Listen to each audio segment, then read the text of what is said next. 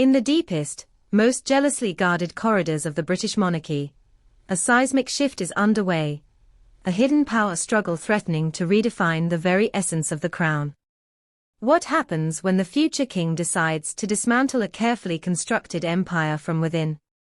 It was never meant for public consumption, a quiet decision, a discreet directive passed behind closed doors, phrased with meticulous precision, and relayed through the labyrinthine palace administrative channels.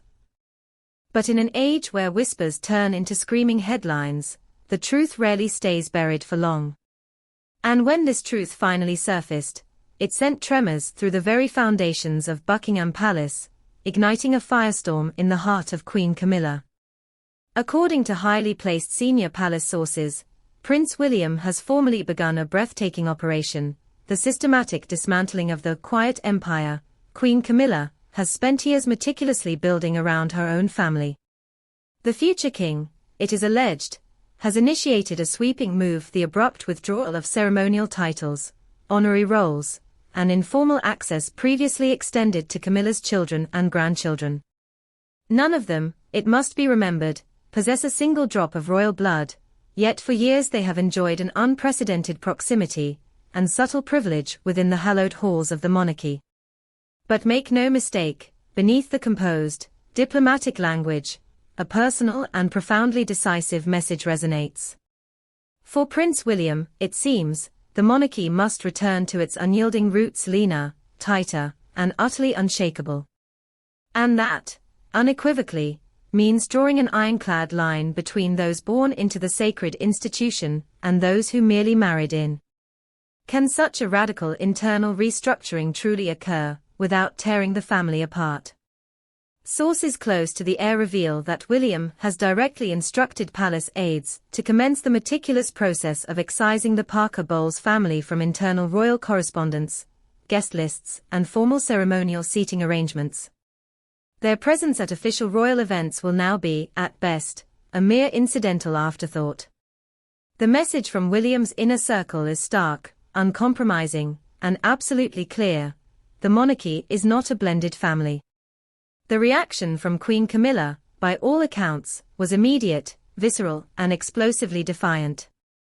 Behind the palace's stoic, polished exterior, a silent, yet undeniably bitter, war has begun. With King Charles's health increasingly hanging in the balance, and Prince William steadily, deliberately, stepping up his public engagements, the Prince of Wales is clearly preparing for the ultimate destiny of the crown. And with that solemn preparation comes a series of hard, uncomfortable decisions, and even harder, undeniable truths. For Camilla, this sudden, brutal reset strikes at the very core of everything she has fought for, everything she has built. For decades, she meticulously played the long game, enduring unimaginable public hatred as the other woman, forever branded the villain in Diana's tragic story. Slowly, patiently, she began to reshape public opinion, brick by painstaking brick, through an unwavering display of loyalty, discretion, and a relentless, almost obsessive, focus on duty. And with that hard-won transformation, she began to gently, almost imperceptibly, open the palace gates not just for herself, but, crucially, for her own family. Was this a deliberate, long-term strategy to establish her own dynasty within the very heart of the royal household? Her children, Tom Parker Bowles and Laura Lopez, once virtually unknown figures lurking on the fringes of royal circles, slowly but surely became familiar faces at the grand estates of Windsor and Sandringham. Even more strikingly, her grandchildren, Gus and Louis Lopez, and Freddie Parker Bowles, achieved what many thought impossible: they served as pages of honor at King Charles's historic coronation. That singular moment, to some, marked their quiet, yet undeniable, acceptance into the highest echelons of the royal fold. It started subtly, one former aide confided, a hint of unease in their voice. A name on a guest list here, a seat moved forward there. But by the time of the coronation, Camilla's family were practically being treated like minor royals. This unprecedented elevation, however, did not sit well with everyone, especially not with the future king and queen.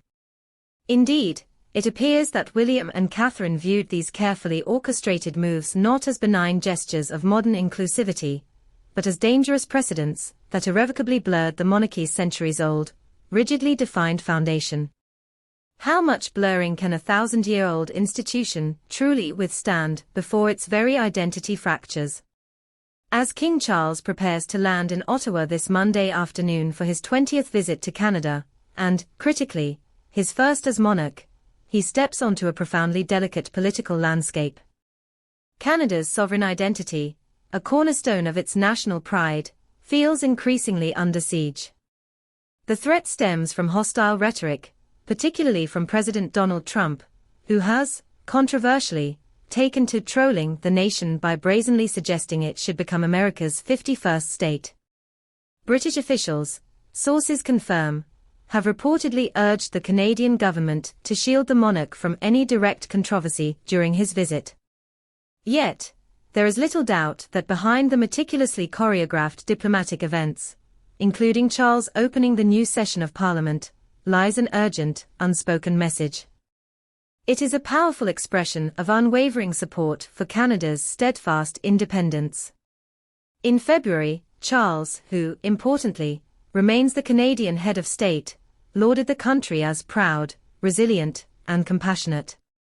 He also hosted former Canadian Prime Minister Justin Trudeau at Sandringham, his cherished Norfolk estate, where the then Prime Minister publicly posted that they had engaged in discussions about Canada's sovereign and independent future. Make no mistake, this transatlantic journey is a high-stakes diplomatic maneuver. For a monarch, currently battling cancer, to undertake such an arduous journey for just one night underscores the gravity with which this duty is perceived. It reveals the extraordinary, almost unprecedented, steps being taken to safeguard and protect King Charles's fragile recovery. But while the king projects an image of strength abroad, is the core of the monarchy itself fracturing from within? Meanwhile, parallel reports indicate a different kind of royal power play. Prince Harry and Meghan Markle are said to be running a substantial staff of 11, many of whom are reportedly commanding six-figure salaries. This immediately sparks an intriguing and pressing question. How exactly will they manage to fund such an extensive operation?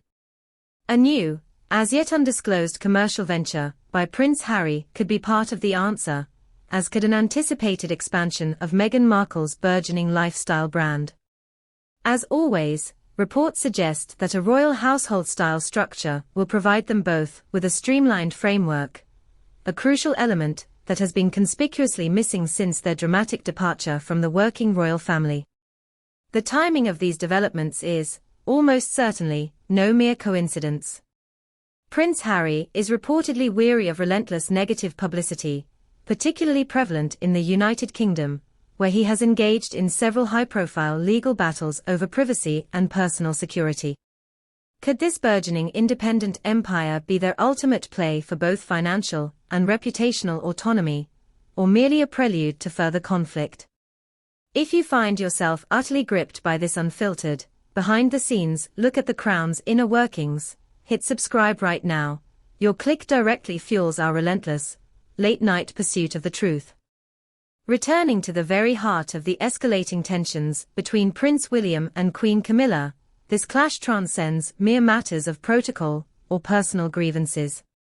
It is a fundamental, existential conflict over the very soul and future identity of the British monarchy itself. William, it appears, is unyielding in his conviction that the Crown's enduring strength lies in its stark exclusivity, in its precisely defined, unbreachable boundaries. He views the monarchy as an almost sacred institution that must be unequivocally detached from any personal connections, especially those that might inadvertently blur the centuries-old, rigid line of succession. This deeply held conviction, according to impeccable palace insiders, is precisely what propelled him to take such decisive, almost ruthless, action regarding the Parker Bowles family. It is not, they insist, a personal vendetta, or an act of malice. Instead, it is portrayed as a cold, strategic maneuver, explicitly designed to safeguard what he perceives as the inviolable essence and structural integrity of the monarchy itself. But can an ancient institution truly survive in the modern age by drawing ever tighter circles around itself? Camilla, on the other hand, perceives this situation through an entirely different lens. For her, the decades-long, arduous struggle for public acceptance, the slow, painstaking process of carving out a legitimate place within the heart of the British public, inherently involved the cautious, gradual inclusion of her own family into the broader royal narrative. She may well view William's actions as a direct assault on her hard-won legitimacy, seeing it as an attempt to normalize the monarchy by making it more relatable and approachable to a contemporary society. Her earnest efforts to integrate her children and grandchildren were undoubtedly more than mere acts of maternal affection. They were, quite possibly, a calculated part of her broader strategy to forge a new, more expansive, and perhaps more inclusive version of the royal family. She may have genuinely believed that this approach would cultivate broader public support and ensure a smoother, more palatable transition into the future for the entire institution. Yet, in this deeply entrenched conflict, who ultimately possesses the authority to define the true, evolving face of the crown? Ultimately, this unfolding royal drama is a profound clash of two distinct, perhaps irreconcilable, visions for the monarchy's future. William's vision leans heavily towards a return to stricter, almost austere, protocols, a sharp re-establishment of clear demarcations of roles and responsibilities. It is a vision firmly rooted in centuries of tradition, driven by a deeply ingrained sense of duty that is unequivocally inherited by birthright. Camilla's vision, by contrast, has arguably been softer, more fluid, and notably more inclusive. It has sought to intricately weave the personal into the official, aiming to cultivate a warmer, less distant monarchy. She might have genuinely believed that this approach would secure a wider base of popular support and ensure a more accessible image for the institution in an increasingly skeptical world. But can a monarchy truly exist as both a venerable, unbroken tradition and an intimately relatable, approachable entity simultaneously? Is this simply a dramatic clash of generations, a bitter struggle over what the British monarchy will ultimately look like in the volatile 21st century? Who will, in the end, prevail in this covert, yet undeniably fierce, war for influence and legacy? And what far-reaching, perhaps irreparable, consequences will this internal conflict have not only for the royal family itself, but for the very future of Great Britain? The next chapter in this gripping royal saga promises even more explosive revelations and strategic maneuvers. What will unfold when the future king and the reigning queen consort continue their undeclared battle for the very soul of the monarchy? To ensure you don't miss a single, pivotal moment of this unprecedented royal drama, be absolutely sure to hit that notification bell and subscribe to our channel right now.